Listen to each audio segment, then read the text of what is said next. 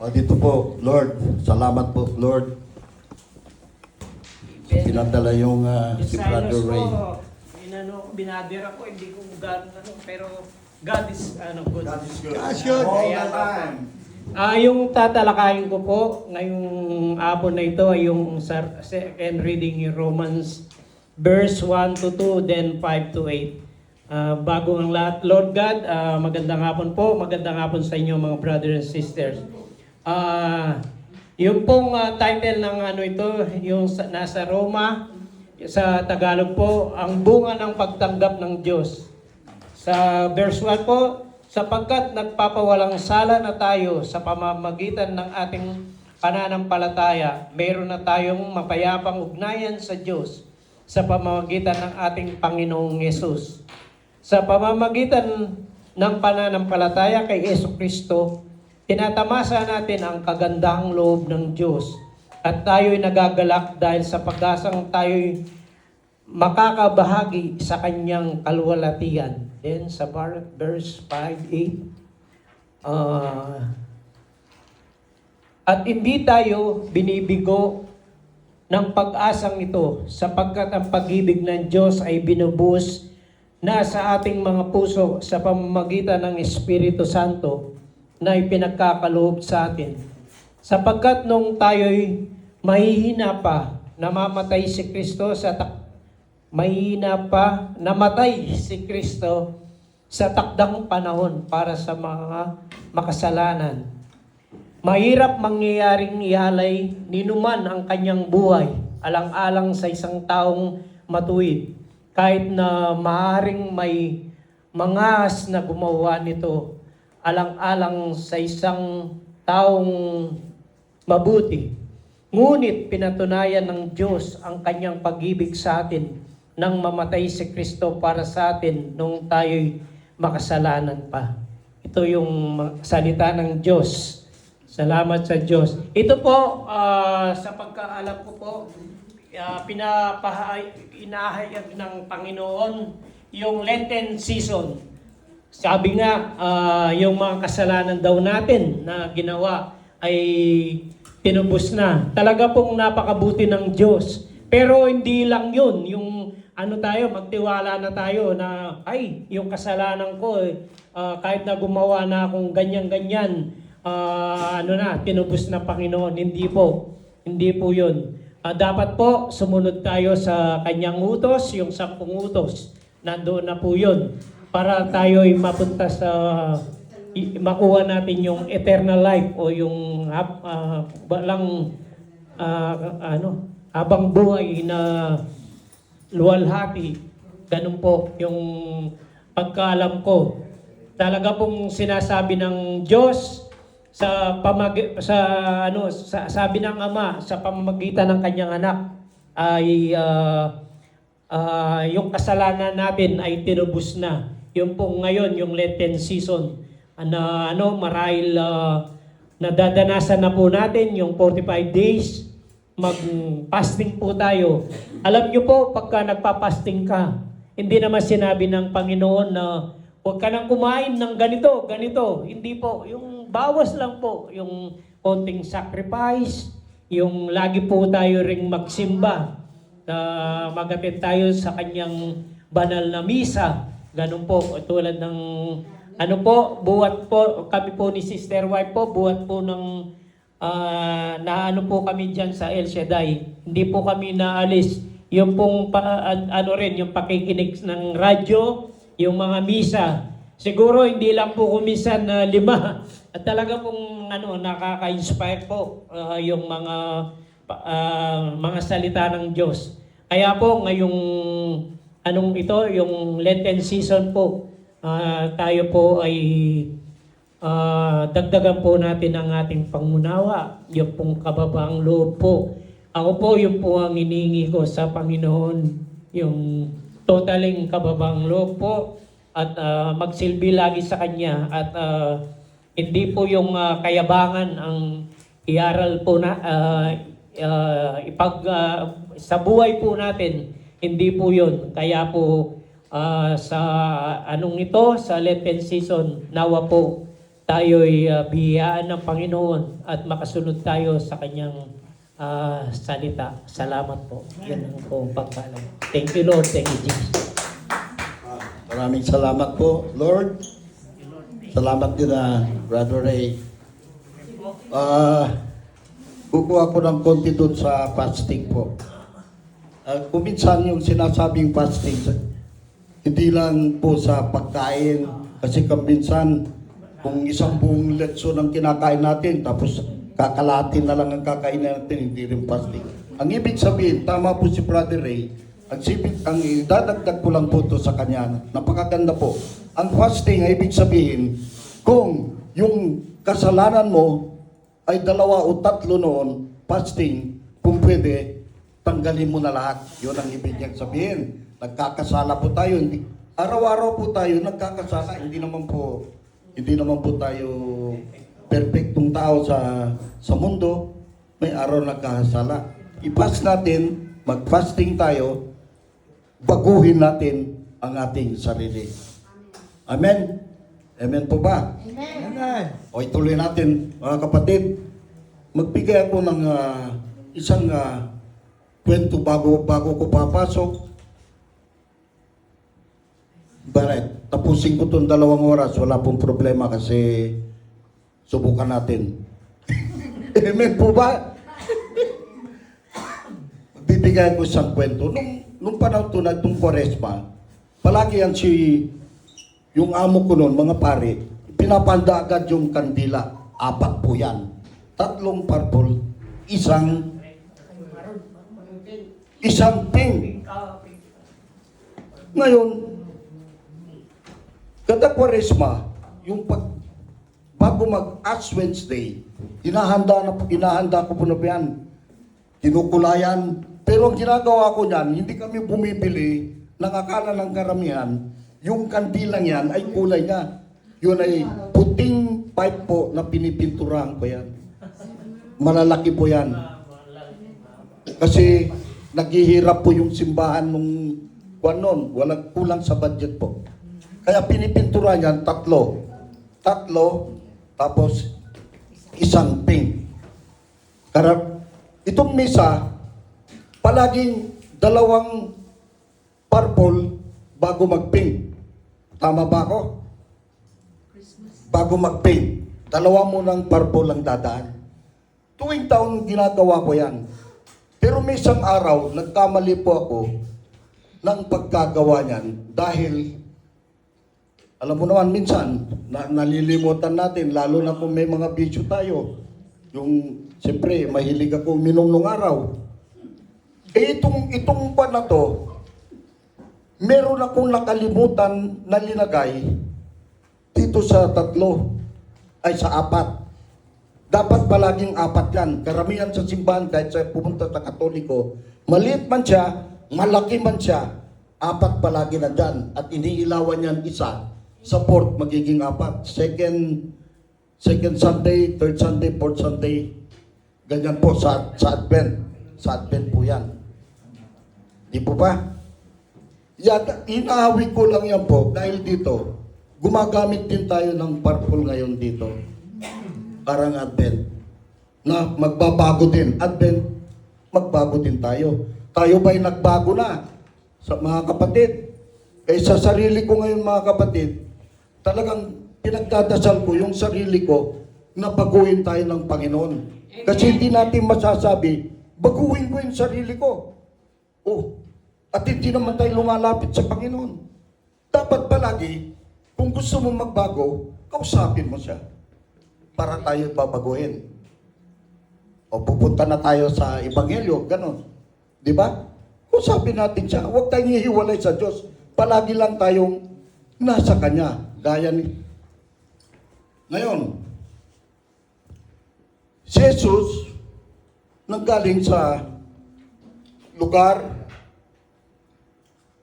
Samaria, pumunta siya, naglakad lang sila kasama yung mga apostoles niya. Napatigil siya doon sa Sikar, doon sa may balon. Dahil napagod, nagpahinga si Jesus. Nagpahinga, napapagod din. Kasi nagkatawan tao siya. Napagod na upo. Mukat-mukat, may dumating na isang Samaritana na kukuha ng tubig doon sa balon. Kukuha siya ng tubig para uminom. Nakita niya si Jesus. Kinausap ni Jesus yung Samaritana. Ang sagot ng Samaritana, kayong mga Hudyo ba? Dapat hindi niyo kami kinakausap na Samaritana sapagkat noon hindi pwedeng mag-usap ang Hudyo at Samaritano dahil sa relihiyon at saka talagang meron silang God. Pero dito mga kapatid, ipinapakita lang sa atin ni Jesus na hindi siya namimili kung tayo man ay magkasalanan, tayo man ay may diferensya sa pangangatawan, tayo man ay maganda, ako man ay pugi. Diba? Amen po ba? Oo. Hindi pinipili ni Jesus yan. Kaya sa ating sarili ngayon, huwag natin isipin na meron lang kayong napag-awayan na konti. Iniisip na agad natin na, uy, parang galit yata siya. Dapat hindi po natin ilalagay sa ating isipan at saka puso yung galit natin sa isa't isa. Ang tabis po niyan, magpag-usapan naman po yan. Itong pinapakita ni Jesus dito. Biro mo hindi niya kinausap niya. Nung dumating yung mga apostoles, anong sinabi? Nagbulong-bulong. Siyempre, magbubulong-bulungan yan kahit hindi wala sa Ebanghelyo.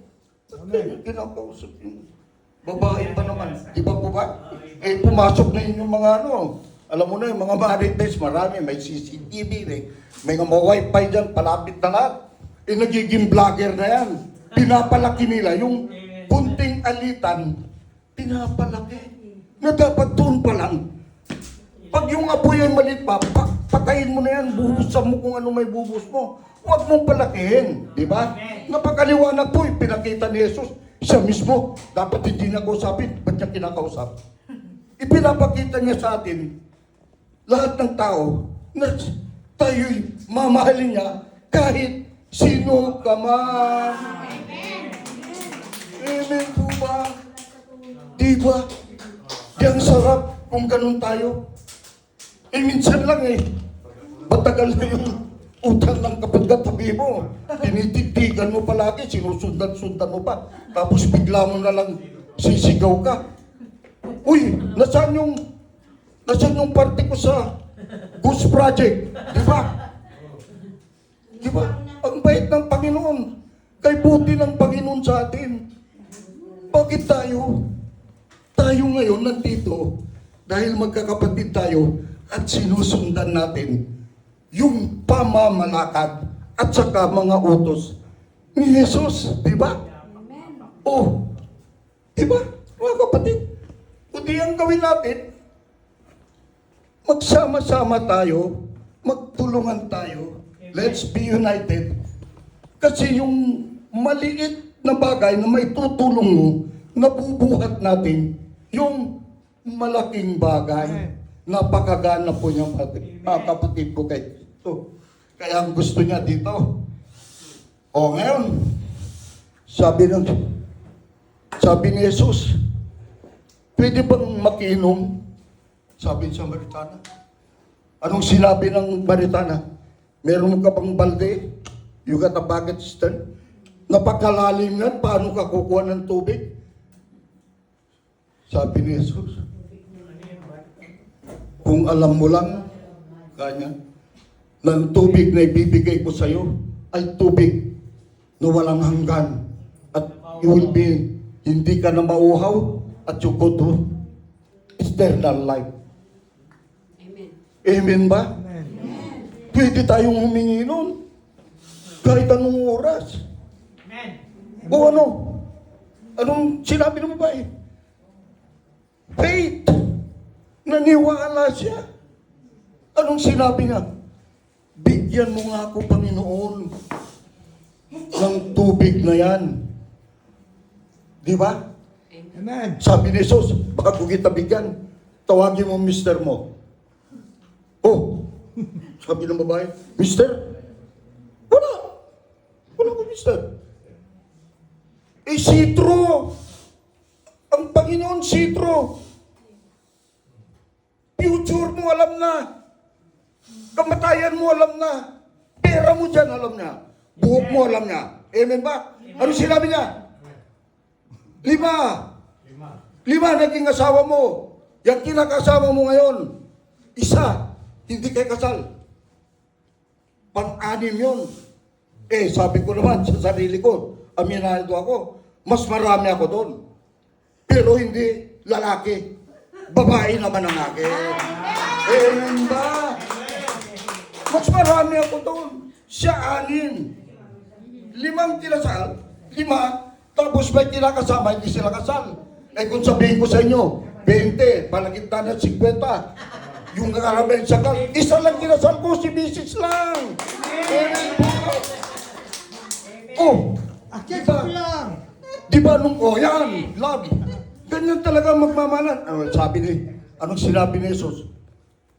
Di ba? Dapat, kinamunghian niya siya. Di ba? 10 commandments. 9 and 10. Thou shalt not covet thy neighbor's wife and neighbor's goods. Di ba?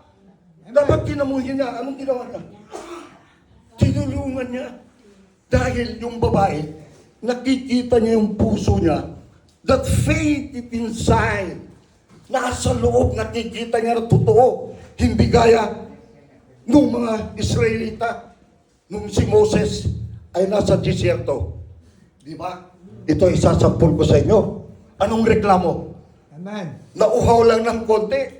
Si Jesus nauhaw, hindi uminom. Pero yung mga Israelita, lumakad lang siguro mga 2-3 di ba? Tubig! Galit na galit sila kay Moses, di ba? Nasaan yung tubig? Nasaan yung tubig, Moses? Pero anong ginawa ni Jesus? Tinulungan pa din sila. Pero tayo, nagreklamo lang yung isa sa atin. Galit ka na. Na imbis sana sabihin mo, ano bang may tutulong ko? Yan ang maganda. Ano bang magandang gawin natin? Ilagay natin switch dito. Isaksak mo dito para medyo puputok yan. Di ba? Di ba gaya ng bomba ngayon sa Iran? Nagkamali lang ng saan pumunta. Bumutok mismo sa lugar nila, di ba? Meron nangyari, makikita niyo sa kwento yan.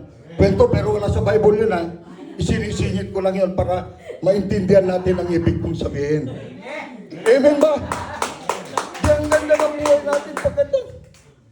Kaya naman wala natin pag-usapan. Duktong-duktong mo. Pinutol-putol yung line. Bumili ka ng tape. Tape mo. Duktong. Pag nagduktong, tawagin mo siya. Paglagay mo, tumunog. Uy! Praise the Lord! Hallelujah! Di ba? Okay. Ito mga kapatid, dito yan, nandyan ha. 5, tawagin mo kanya. Pagpatuloy natin. Sabi ni Jesus, tumakbo yung babae. Merong tao doon. Nalaman kung kailan yung kasama ko. At saka nalaman din na ikaw, kasama ko ngayon, pang-anim. Di ba? Tinawagan niya lahat ang Samaritan. Sinabi niya na, nandito si Jesus, yung taga-tubos, yung tutulong sa atin, na siya nga aantayin na nanggaling sa Jerusalem. Ayan, sa Jerusalem. Kasi noon si Jacob lang ang alam nila. Pero nung pumunta si Jesus, siya na talagang inaantay. Di ba? Nalaman. Di sabi ulit ni Jesus, yung babae, dahil sa paniniwala niya sa Jesus, nakatotohanan lahat ang sinabi niya. Ikinalat na yan. Ganun din ang gagawin natin. Huwag tayong magtulog-tulugan minsan. Ikalat natin yung magagandang balita ng Panginoon, hindi yung ikakasama ng ating kapwa.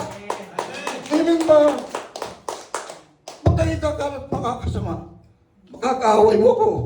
Ikakalat mo ko. Dati na akong kalap-kalap. O ikakalat mo, di lalong, di ba? Kalat-kalat ako, ikakalat mo ba? Hindi na. Yung mabuti. Yung mabuti para uunahin kang bigyan ng Panginoon ng grasya at blessings. Ikaw unahin, hindi ako. Kasi ikaw ang nagkalat ng mabuti. Kasi ba? Nakukuha nyo?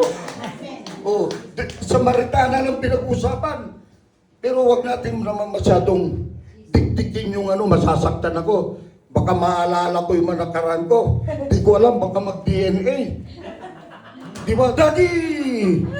Nagkakaya sa simbahan. Daddy! Sabi ko, sino to? Mas matanda ka pa sa akin, dahil tawag ko. Amen! Amen. Di ba? Hindi ka ba kaliwanag? Ang kwan ng Panginoon dito niya pinapakita ng tao. Hindi gaya nung mga apostoles. Nakita na naman yung pamamalakad. Nakita mo yung mga, anong pangalan niya? Pariseo. Di ba? Naka-close neck. Sakal na yan. Hindi ka man nalingunin. Di ba? Pero si Jesus, pag sinabi mo, kailangan kita si Jesus. Oh, di ba, Lerto? Ano may tutulong ko? Di ba? Amen. Di ba? Oh, sino tinulungan niya? Bulag. Di ba? Nakakita. Pilay, nakalakad. Pero tayo, iba. Yan mga kapatid. Kung talagang tayo ay disipulo ng Panginoon, all of us is disciple, we can spread the word of God. Nasa atin yan. Because the Holy Spirit will touch you. Amen. Hihipuin po tayo. Magkakaroon tayo. Kasi grace only comes from God. Pag binigay sa iyo, kahit anong gawin mo, kahit sabihin mo, ako nun, ayoko. Di ba? Papuntahin ako dun. Gasto ko, pamasahe. Tapos gasto ko pa kain. Di ba? Hindi ka pupunta, di ba? Pero kung hindi po tayo ng Panginoon, na ikaw talagang maghahayag sa kanyang salita, mga kabutihan na ginawa niya, kahit anong gawin mo, ikaw ay susunod sa kanya. Sapagkat, pag sinabi ng Diyos, ay matutupad. Walang makakadlang na tao, kahit sino. Amen. Amen ba?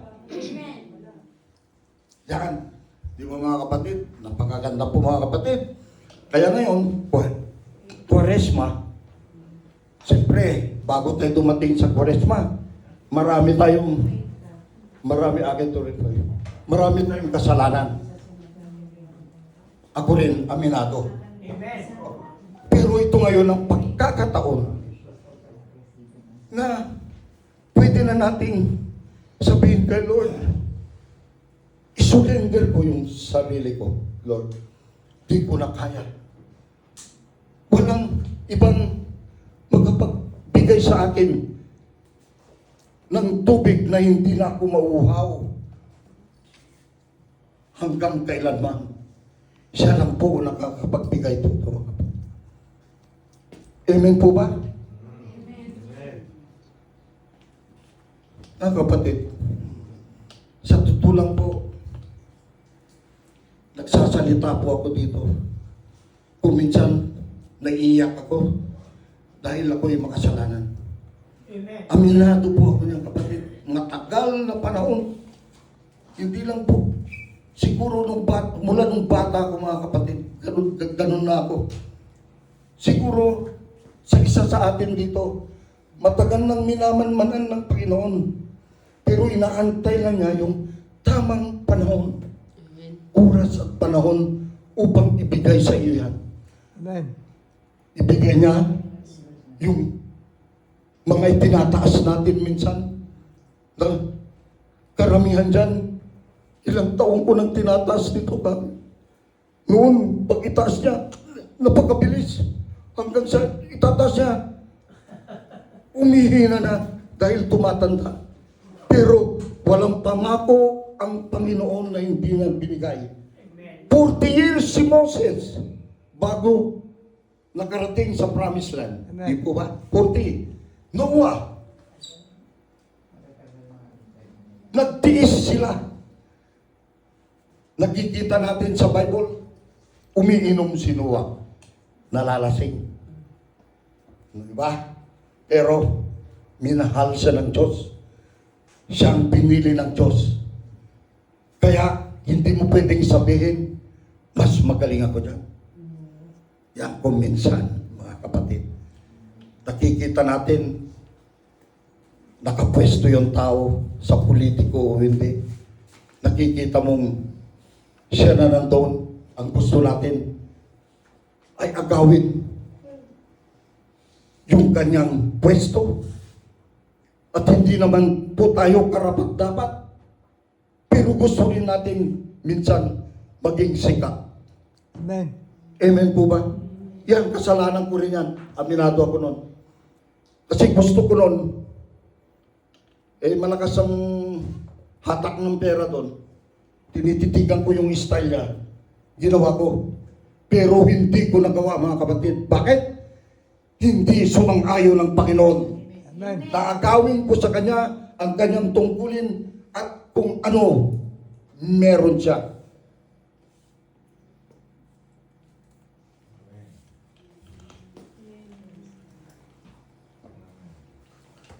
Mga kapatid, meron akong naisulat na konti daw bago natin tapusin ito, mga kapatid. Pwede ba mga choir? Sa kabutihan ng ating Panginoon, gusto ko lang kahit dyan na lang po, kay buti-buti mo Panginoon. Tapos may kunti lang, kasi may birthday po si Father, o nasabi ko naman po lahat, may kunti lang akong ikuan mamaya, at iano ko sa Tagalog po to, English siya, para makuha natin po kung ano ang talagang mensahe ng ating Panginoon.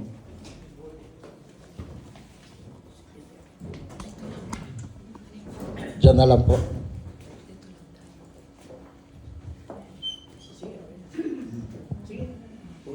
Wala na.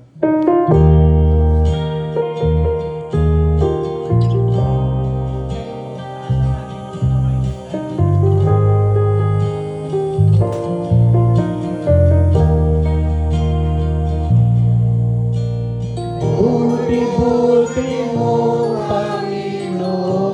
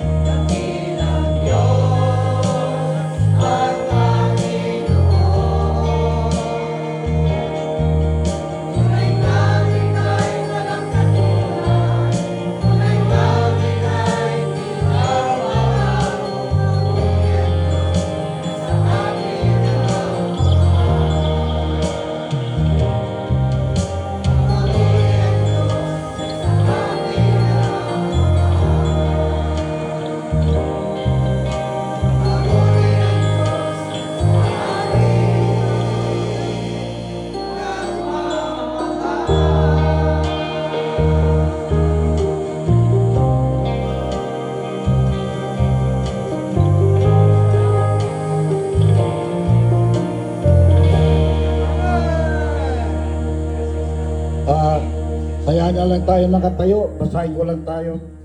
Ito, tapos magdadasal na po tayo.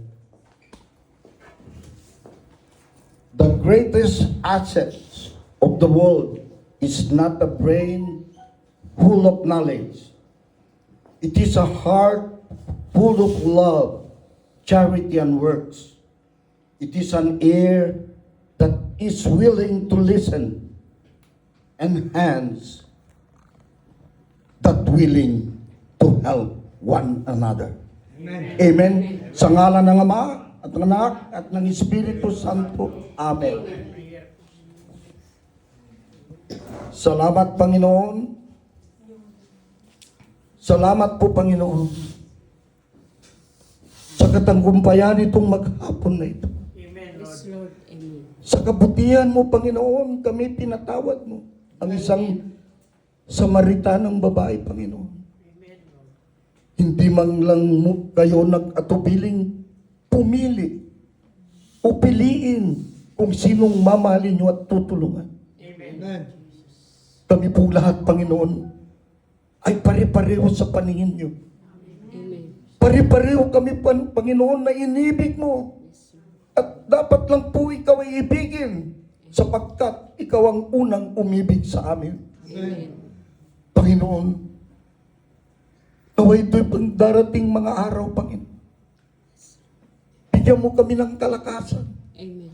kagalingan, Panginoon, upang ipagpatuloy namin ang pagpuri, pagsamba at pagluwalhati sa iyo, Panginoon.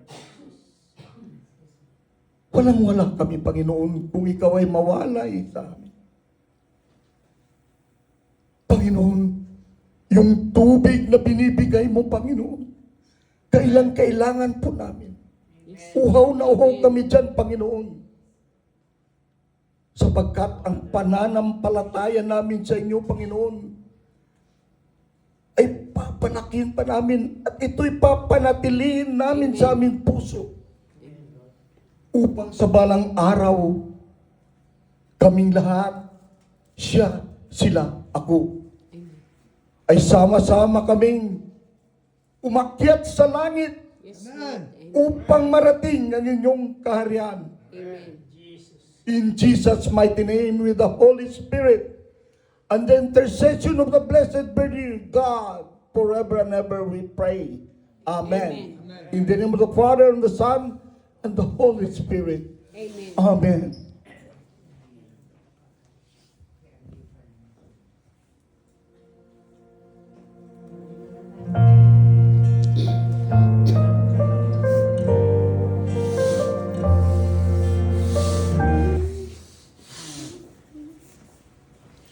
Panginoon, naway lahat ng kanilang mga itinataas sa iyo ngayon, Panginoon, ay lahat yan ay answered prayer.